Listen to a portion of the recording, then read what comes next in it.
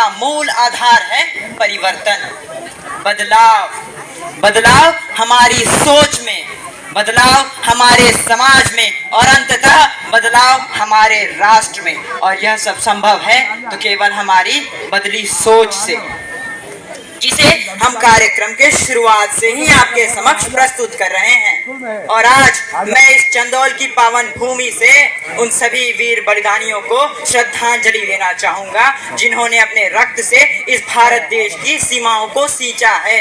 इस चंदौल के सभी वीर पुत्रों को श्रद्धांजलि देना चाहूंगा, जैसे कि हवलदार मोहम्मद बेग, अमजद अली इंडियन आर्मी, और सभी वीर पुत्रों को भी श्रद्धांजलि देना चाहूंगा जिन्होंने अपना संपूर्ण जीवन इस देश के लिए समर्पित कर दिया। तो आज मैं अपने संपूर्ण शब्द उनको समर्पित करना चाहूंगा जिन्होंने अपना संपूर्ण जीवन इस देश में बदलाव, राष्ट्र निर्माण और इस देश की आजादी के लिए समर्पित कर दिया। तो आज मैं उनको शब्द चाहता हूँ। हिंद जिनकी जान था, नाम हिंदुस्तानी जिनका मजहब हिंदुस्तान था, रक्त से रंगते थे धरती को अरियों की ललकार पर, जय हिंद का नारा सदा लिखा था जेलों की दीवार पर। अरे बदन पर बंधी थी बेड़ियां, दिल मगर आजाद था, और रक्त के अंतिम कतरे में भी भारत जिंदाबाद था। तो अब मैं आप सभी को बताना चाहूंगा कि हम किस बदलाव की बात कर रहे हैं। हम बदलाव चाहते हैं हमारे उस शिक्षा प्रणाली में जिसमें हमें पढ़ाया जाता है कि 14 अगस्त मध्य रात्रि 2 दस्तावेजों पर दस्तखत हुई और आजादी हमारी झोली में आ गई। क्षमा करेंगे, ऐसा नहीं हुआ था। मैंने सेल्युलर जेल के दृश्यों को देखा है और यह वह तीर्थ है जहां हमारे वीर क्रांतिकारियों को काला पानी की सजा दी जाती थी। और उस तीर्थ पर जाकर अगर आप कभी माथा टेकेंगे तो आपको अनुभव होगा कि कितने प्रयासों के बाद, कितने बलिदानों के बाद ये आजादी हमारी झोली में आई है। केवल 2 दस्तावेजों पर दस्तखत से नहीं मिली थी, कतरा कतरा खून दिया था, दी जवानी जुनून दिया था, और खड़े अंग्रेज माने नहीं तो गोलियों से भून दिया था। गोरियों के गाल नहीं थे, ना आवाज थी अजीरों की, खन खनाहट गूंजती थी सेल्यूलर में जंजीरों की। राजनीति से मिली नहीं है, नहीं खरीदी पैसों से, सौदा लहू के मोल हुआ था भगत सिंह जैसों से, और मां ने गोली खाई थी बेटे लटके फंदों पर। आजादी की डोली उठी है कुर्बानी के कंधों पर। यूं तो हम आजादी की बहुत बातें करते हैं, किंतु आजादी का असली मतलब केवल वही समझ सकता है जिसने कभी गुलामी की हो। पर हम सौभाग्यशाली हैं कि हमने स्वतंत्र भारत में जन्म लिया। और मैं आपको बताना चाहूंगा कि यूं तो आजादी की लौ 1857 में ही जल चुकी थी, जो 1947 में वहशाल बनकर हमारे देश को आजाद करवाई। प्राचीन, मध्यकालीन और वर्तमान भारत के उदाहरणों से स्पष्ट करना चाहूंगा कि जब हमारा देश फिरंगियों के फेरे में फंस गया था तो रंग दे बसंती शोला की एक आवाज पर टोलों के टोले उमड़ाते थे, और उनके वंदे मातरम के नारों से खून में आने वाला 5-5 डिग्री का तूफान अंग्रेजी शासकों के जड़ों में तूफान ला देता था। तब लोग मर जाते थे, मिट जाते थे, फांसी चढ़ जाते थे, तो वह भी अपनी देशभक्ति साबित कर रहे होते थे, क्योंकि वो उस दौर की देशभक्ति की कसौटी थी।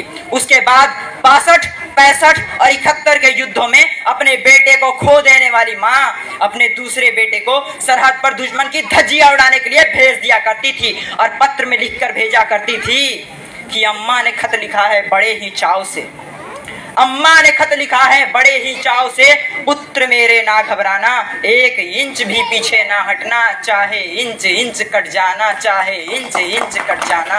इस तरह पूरा परिवार अपनी देशभक्ति साबित कर रहा होता था। तब देश बलिदान मांगता था, तब देश लड़ जाने को कहता था, तब देश मर जाने को, मिट जाने को, फांसी चढ़ जाने को कहता था। किंतु आज देश लड़ जाने को नहीं कहता, आज देश मर जाने को, मिट जाने को, फांसी चढ़ जाने को नहीं कहता। बल्कि मेरे विचारों में यदि कोई व्यक्ति अपना काम पूरी मेहनत, ईमानदारी और लगन से करे तो वही सबसे बड़ा देशभक्त है। मैं नहीं मानता कि व्हाट्सएप और फेसबुक की डीपी को 3 रंग में रंगना ही देशभक्ति है। और यदि आप कहेंगे कि साल में 2 बार हाथ में तिरंगा ले लेना देशभक्ति है, तो मैं आपसे पूछना चाहूंगा कि फुटपाथ पर रहने वाला वो बच्चा ट्रैफिक की छांव में नंगे पांव में जब तिरंगा बेच रहा होता है, तो क्या उसे उसकी देशभक्ति कहेंगे? ये उसकी देशभक्ति नहीं, उसके पेट की भूख की शक्ति है जो उसे ऐसा करने पर मजबूर करती है। इसे आप उसकी देशभक्ति नहीं कह सकते, बल्कि अपने परिवार, अपने समाज और अपने राष्ट्र के प्रति बलिदान और समर्पण का भाव है देशभक्ति। और हर एक देशद्रोही के जीवन में आने वाला तूफान है हमारी सच्ची देशभक्ति, ताकि हर एक देशद्रोही समझ सके कि अगर तू परिंदा है तो ये आसमान तेरा है, अगर तू परिंदा है तो ये आसमान तेरा है, और अगर तू दरिंदा है तो ये शमशान तेरा है।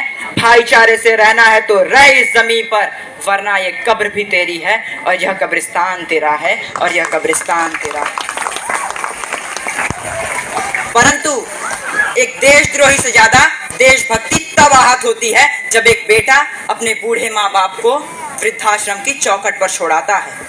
करा उठती है वह देशभक्ति जब मुसीबत में फंसे लोगों की जान बचाने से ज्यादा हम सेल्फी लेकर अपने लाइक बढ़ाने में लगे रहते हैं। आज के इस दौर में वो युवा जिनके ऊपर जिम्मेदारी थी अपने समाज, अपने राष्ट्र की आशाओं को बांधे रखने की, वो अब 4x4 इंच की छोटी सी स्क्रीन पर अपनी उंगलियों के घर्षण मात्र से भावनाओं की इमोजी भेज रहा है। 4 बोतल वोट का काम मेरा रोज का ने भारत का भविष्य तबाह कर रखा है। और मैं आपको यह भी बताना चाहूंगा कि आजादी से पहले हमारे देश के हर एक घरों में एक क्रांतिकारी जन्म लेता था, एक इनकलाबी जन्म लेता था और एक राष्ट्रभक्त जन्म लेता था। किंतु आज देश के हर एक कोने में या तो हिंदू जन्म लेता है या मुसलमान जन्म लेता है। कोई सिख पैदा होते हैं तो कोई ईसाई। अब हमारे देश में बोस और अब्दुल कलाम जन्म नहीं लेते, अब भगत सिंह और मंगल पांडे जन्म नहीं लेते, बल्कि जिन सीनों ने ये ना पूछा गोली का अंजाम क्या है, राम क्या, रहीम क्या, हिंदुत्व क्या, इस्लाम क्या है, सपना केवल एक देखा मुस्कुराता सा परिवेश दिखे, वह देख सके ना इसे मगर आजाद भारत देश दिखे। किंतु आज हमने इस आजाद भारत को हिंदू और मुसलमान के नाम पर बांट दिया है। बल्कि मेरे विचारों में तो ना हिंदू की जरूरत है ना मुसलमान की जरूरत है, न हिंदू की जरूरत है ना मुसलमान की जरूरत है। राष्ट्र निर्माण के लिए केवल एक अच्छे इंसान की जरूरत है, केवल एक अच्छे इंसान की जरूरत है। जरा सोच कर देखिए, ये पेड़ पौधे और शाखाएं भी परेशान हो जाएं अगर परिंदे भी हिंदू और मुसलमान हो जाएं, अगर परिंदे भी हिंदू और मुसलमान हो जाएं। और आगे कितने वर्षों तक हम इन भ्रष्ट नेताओं की पहनाई पट्टियों को पहनकर इनके पीछे पीछे चलते रहेंगे, और कितने वर्षों तक हम अपनी अखंडता को खंड खंड होते देखते रहेंगे। अगर हमें अपनी अखंडता को खंड खंड होने से बचाना है तो इन भ्रष्ट नेताओं की पहनाई पट्टियों को हटाना होगा। हमें हमारे पुरखों के दिए महान उदाहरणों को याद करना होगा, क्योंकि हम अपनी महानता को याद कर ही महान बन सकते हैं। क्योंकि हमारा भारत महान था, महान है और हम उसे महान बनाए रखेंगे। और यह सब संभव है तो केवल हमारी बदली सोच से, क्योंकि बदली सोच से ही राष्ट्र निर्माण संभव है। और हमारा राष्ट्र निर्माण तब संभव होगा जब इस देश में महिलाओं की पूजा नहीं, उनकी इज्जत की जाएगी। हमारा राष्ट्र निर्माण तब संभव होगा जब हम सामाजिक सशक्तिकरण पर बात करेंगे। और यदि सही मायने में आप राष्ट्र निर्माण चाहते हैं तो मजदूर को मजदूर समझिए, मजबूर नहीं। गरीब को काम दीजिए, दान नहीं। और यदि दान देने के इच्छुक हैं तो जीते जी रक्त दान दीजिए और मरने के बाद अंग दान देकर किसी मरते हुए को जीवन दान दीजिए। यही है असल मायनों में राष्ट्रभक्ति। और हमारा राष्ट्र निर्माण तो तब संभव होगा जब इस देश में केवल सरकार नहीं बल्कि सड़क पर चलने वाला हर एक नागरिक हाथ बटाएगा। स्वच्छ भारत स्वस्थ भारत को दिल से अपनाएगा। और असल मायने में हमारा राष्ट्र निर्माण तब संभव होगा जब एक गरीब बच्चा मध्याह्न भोजन के लिए नहीं बल्कि ज्ञान अर्जन के लिए सरकारी स्कूल की चौखट पर कदम रखेगा। और हमारा राष्ट्र निर्माण तब तक संभव नहीं होगा जब तक एक नागरिक नैतिक रूप से मलिन, चारित्रिक रूप से भ्रष्ट, मानसिक रूप से दिवालिया, धार्मिक रूप से अंधा, राजनीतिक रूप से गंदा, मानव मूल्यों के आंकड़ों में जिन्न शिन्न पैपंदमय अखंड भारत को खंड खंड करता रहेगा, तब तक हमारा राष्ट्र निर्माण संभव नहीं होगा। बड़ी बड़ी बातें नहीं, छोटी छोटी कोशिशें करनी होंगी, क्योंकि ठोकर हमें पहाड़ों से नहीं पत्थरों से लगा करती है। और वास्तविकता में हमारा राष्ट्र निर्माण तब संभव होगा जब हम उन सभी वीर बलिदानियों के बलिदान को स्मरण रखेंगे, उसे अपने दृष्टि समक्ष रख हम राष्ट्र निर्माण की नींव रखेंगे। तो आज मैं उन सभी वीर बलिदानियों के बलिदान को स्मरण कराना चाहूंगा और आज इस तिरंगे को भी कुछ स्मरण कराना चाहूंगा। प्यासे वीरों को लहू का उन्माद पिलाने आया हूँ, ए तिरंगे सलाम मगर कुछ याद दिलाने आया हूँ। तेरे खातिर कितनी कोखे पलक झपकते खाली हो गई, झांसी वाली तलवारें आजादी को मतवाली हो गई। तेरे खातिर ज्वार उठा था बंदूकों की नलियों में, उधम सिंह ने उधम मचाया लंदन वाली गलियों ने। आजाद भी क्या दीवाना था जिसने तुझसे प्यार किया। तेरे खातिर तिलक ने बाकी हर अखबार किया, तेरे खातिर लाला ने जल्दी बाती आगे कर दी, गोरी लाठी को टक्कर देने अपनी छाती आगे कर दी। और जलियांवाला बाग जिनका इनकलाब सुनाता है, उनकी दो सांसों के बल तू आज तलक लहराता है। I being a student, I being a simple son of this motherland, be proud to be an Indian।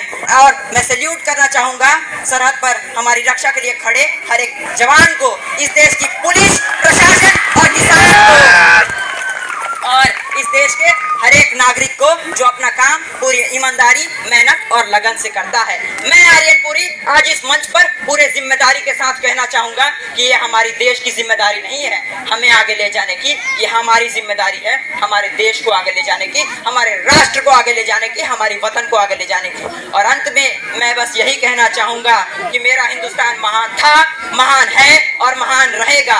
मेरा हिंदुस्तान महान था, महान है और महान रहेगा। उनके हौसले अगर बुलंद हमारे तो एक दिन पाकिस्तान भी जय हिंद कहेगा, पाकिस्तान भी जय हिंद कहेगा। और पाकिस्तान ही क्यों, सारा जहान जय हिंद कहेगा, सारा जहान जय हिंद कहेगा। क्योंकि सारे जहां से अच्छा हिंदुस्ता हमारा, सारे जहां से अच्छा हिंदुस्ता हमारा। हम बुलबुले हैं इसकी, ये गुलसिता हमारा, ये गुलसिता हमारा। जय हिंद, वंदे मातरम। आर्यन मामूल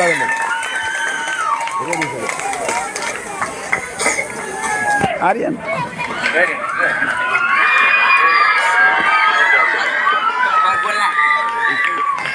और अंत में मैं अपने प्रधानाचार्य महोदय जी के चरण स्पर्श करना चाहूंगा। सर करना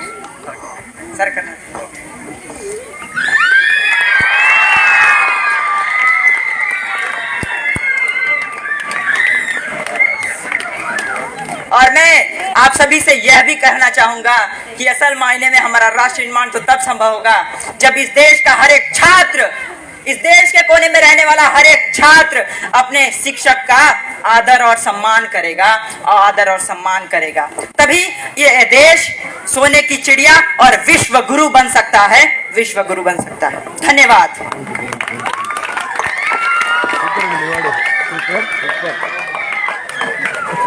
Such a mind-blowing speech. Thank you, Mr. Aryan, for giving in-depth knowledge. Let's give a big round of